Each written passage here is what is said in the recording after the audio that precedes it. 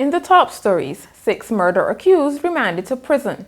Government urged to offer incentives to manufacturers, and Barbados women win silver in Pan Am hockey. Welcome to Nation News for Monday, October 12, 2015. I'm Natasha Beckles.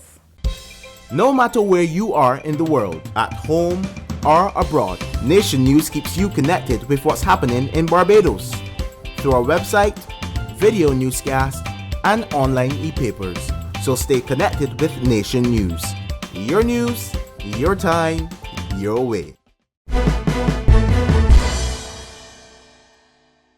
Screams and wails pierced the air outside the District D Magistrates Court on Monday after the 6 men charged with the October 2nd murder of Jamel Worrell were remanded to Dodds Prison.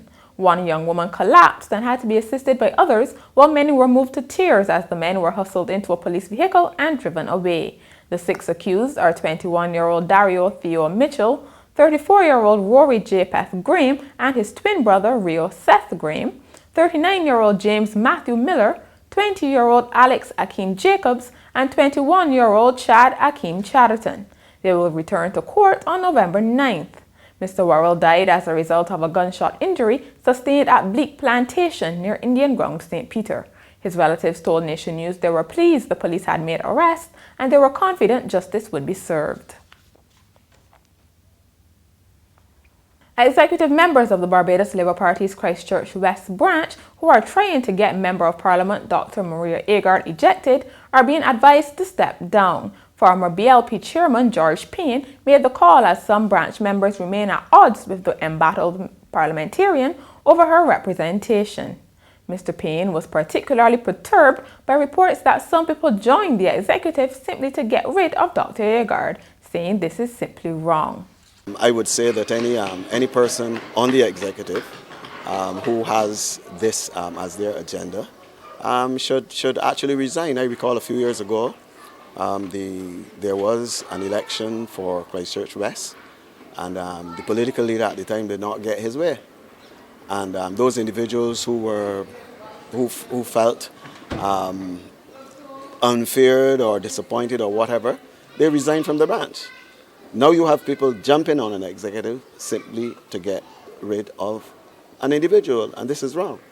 General Manager of Wibisco, Adrian Padmore, has called on government to provide incentives to encourage manufacturers to export. Speaking during the company's 105th anniversary service on Monday, he also appealed for strategies to encourage capital investment, speed up customs and port processes, and reduce the landed cost of inputs. He said local industry is on the decline and there will be no manufacturing sector left if producers and government do not take action.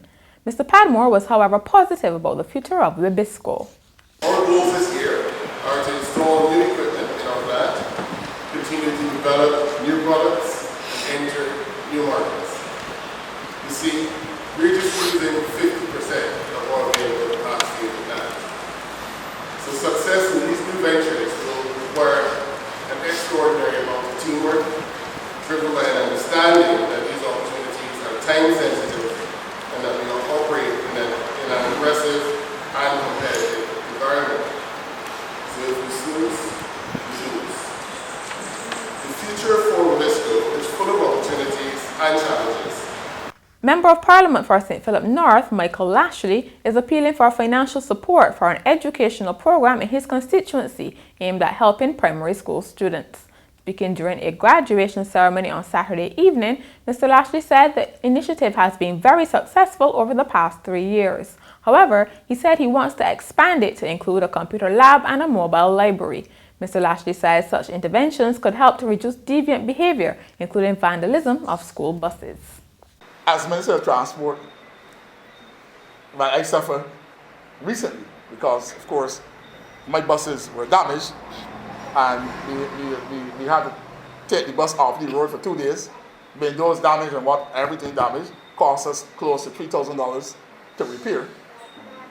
And we believe that we want to stop that type of antisocial behavior and nip it early.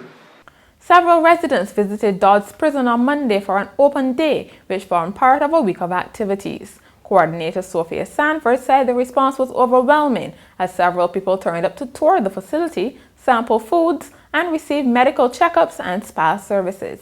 She told Nation News a number of other activities were planned for the week.